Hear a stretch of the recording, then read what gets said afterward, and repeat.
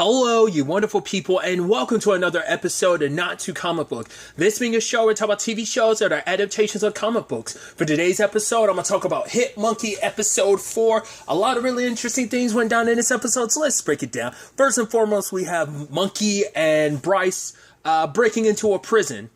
Obviously the first attempt didn't work because the electric fences. He made a point to be like, oh, what is this, like, breaking into a prison? He's like, what is that, reverse Shawshank? And he's like, no, that's stupid. He's like, no, that's not a terrible idea. It's just, and which I'm like, and I could be wrong. I've never seen Prison Break, but I know the whole point is, breaking out of prison. But I'm like, didn't they break into prison at one point in the series? I don't know.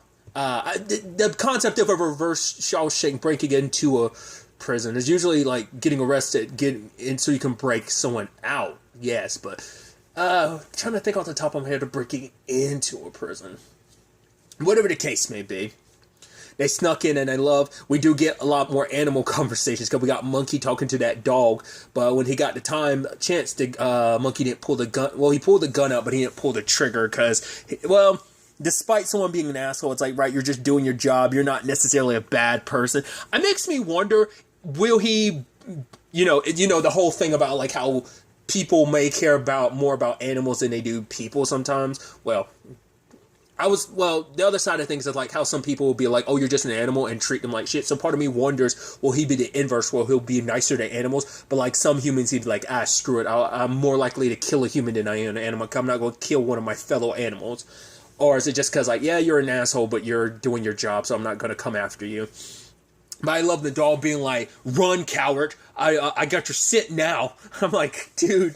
I think that's so funny because it's like, yeah, animals are talking all this mad shit that we will never know. So I love that. Because later on near the end, like, I'm jumping around a little bit, but what was it? Akiko's cat's like, oh, go away, asshole. So it's like, they be talking all mad kinds of shit. But the monkey also dropped his gun in the process. I think I forgot to talk about how Bryce does have claustrophobia. It's like, yeah, you would think as a ghost it wouldn't affect you. And it's like, and he's bringing it up again. He's like, no, my claustrophobia isn't just going to go away since last time. They could have snuck in, but he ended up deciding to help a rat, which the rat bit him. And it was like, oh, so that was kind of all for nothing. I forgot how, I'm already blanking on how they got captured. I know like the guards popped up and like electrocuted him at one point in time. Oh yeah, because like he comes out the vent, but the dog had been tracking him the entire time. And it's like, oh, I got you this time. Guards electrocuted him, took him to the warden, and I love the warden just going off on them because it's like, which one of you used my toilet? Because I found a single drop of urine. He's like, can't I have at least one thing nice in this hellhole? And he's just electrocuting the monkey.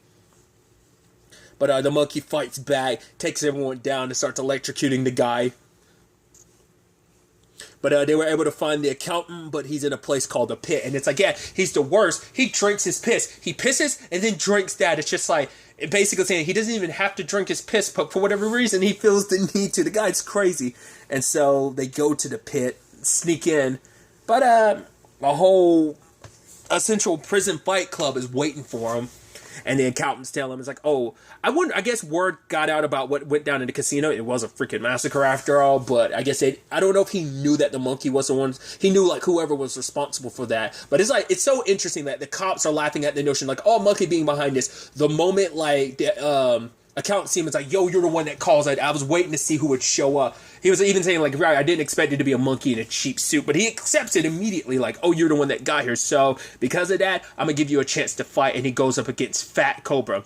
And I love, he's like, yeah, don't get the name twisted. He's actually pretty fast. And speaking of his feet, he actually shoots lightning out of it. I'm like, oh, cool. Our first like super powered bad guy. And the monkey was getting his ass handed to him, but luckily Bryce had the idea of like, oh yeah, electrocute him, break the pipe open and electrocute him. And he's like, oh, I'm a genius.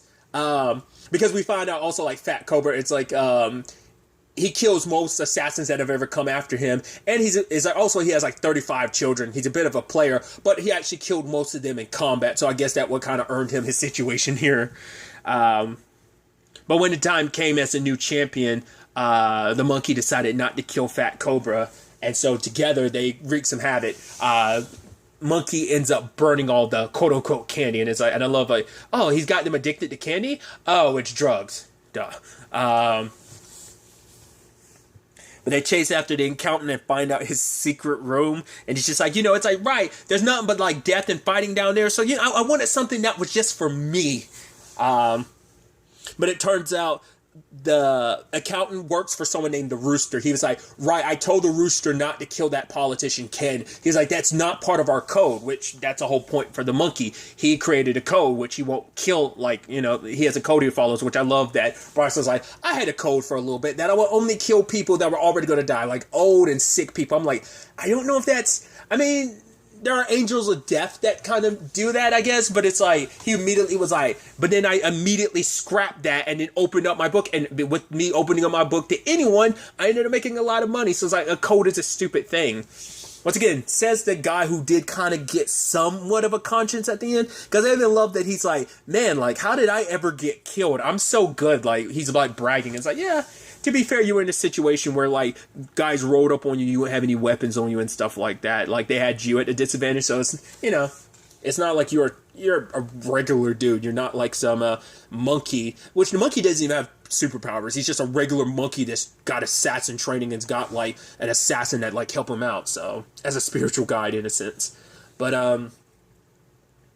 I love that the guys come in there and he's like, oh, this is all that bastard awarded got this room, huh? And one of the persons was like, yeah, but that's a self-portrait of you, and that means you had to sit down and have that taken. So they end up ripping him apart. So, but it's interesting what made this Rooster decide to kill Ken if that's not part of their code, if that's not the type of person, because it's like going after someone in a politician like that is not, because I guess it's too big, it's too high profile that they don't like doing that.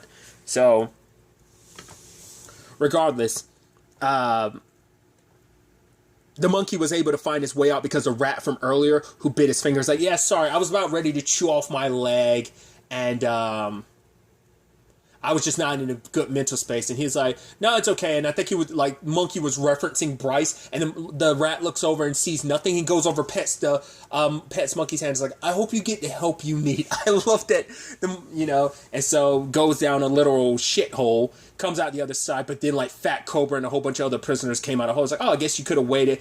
So don't act like this is some big life lesson. And immediately all of them get mowed down. We don't know if Fat Cobra got killed. I hope not. I hope him and Monkey get to collab later on in the season, but we'll see. But like everyone got mowed down, and he's like, well, still, and then ends up getting killed. The last guy gets killed, which very much made me think of, spoilers, Squid Game in certain regards. I won't go beyond that, but it kind of reminded me of Squid Games to some extent. But I love that the rat also brought him his gun, so it's like, cool, it all worked out in the end. But also he made it clear, like, yeah, I've got my code. He's like, all right, I guess having a code isn't too bad, and like, except for the times we have to break it and stuff like that. He's like, whoa. He's like, oh, you're the killer of killers. He's like, actually, that kind of sounds badass, but you can't call yourself your nickname. You have to wait for someone to call you that. And I was like, so yeah, he's Dextering this bitch. So that's definitely interesting. But he ends up going to Akiko's place, which she had a whole disagreement with her uncle, Shinji, because Shinji doesn't want her to kind of like make a big stink about like Ozu's like people like nearly running her off, not nearly, exactly running her off the road. She wants to like, because like Shinji at the very least wants to get her more protection, or at the very least like get the police involved, but it's like, no, most of them work for him, so it's not, and all he's going to do is like, even if we find the driver's the one that's going to suffer the ramifications. He's going to be like, yeah, it was the driver, it wasn't me. So she wants to like get like a whole bunch of news people to kind of report on him just being a dick, and basically, since he likes to be in the mud and stuff like that, Akiko wanted to kind of respond in kind, but Shinji was like, no, if you do that, you're off this like team. That's not how we operate. Because he's like, he knows getting revenge doesn't mean anything. It's like, yeah, it's a short, temporary, satisfaction, but it eventually will go away. Which I guess like there's supposed to be some parallels between like what Monkey and Bryce are doing versus like what's happening on the political scale, even though like, so I think that's kind of interesting. So, which I do love at the end, you do see her reading, like, I think a Punisher comic or even just a manga. Because you can see, like, from far away, like, the panels and stuff of like, a manga. I'm like, that looks so crazy. I mean, I wouldn't think like, even just, it says Punisher, so I assumed it was, like, just a Japanese, like, Punisher. I mean, it makes you wonder, was it, like, someone, I'm curious, like, what that would, it's just Punisher in the form of a manga. I mean, it's specifically stylized like how manga typically are with like their storytelling and just like the way stuff flows. It's just interesting to think about. But the monkey presented himself to her, and she's like, "Oh, I just want to thank you for what happened at the funeral."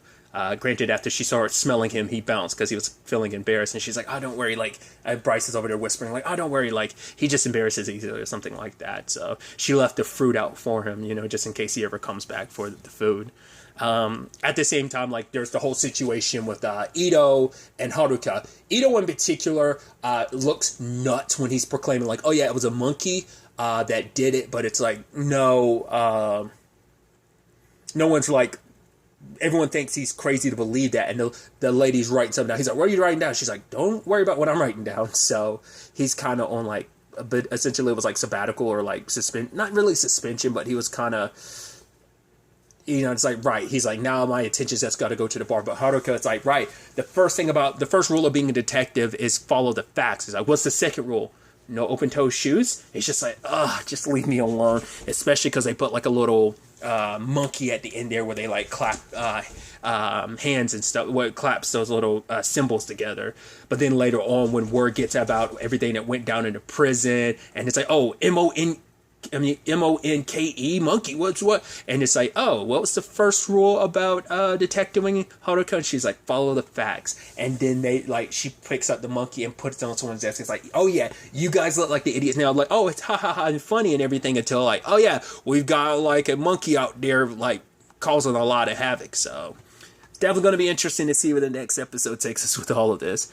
But really, that's all I want to talk about. Till the next time we meet, be happy, be safe, live life to the fullest, and enjoy it. Good day, and goodbye.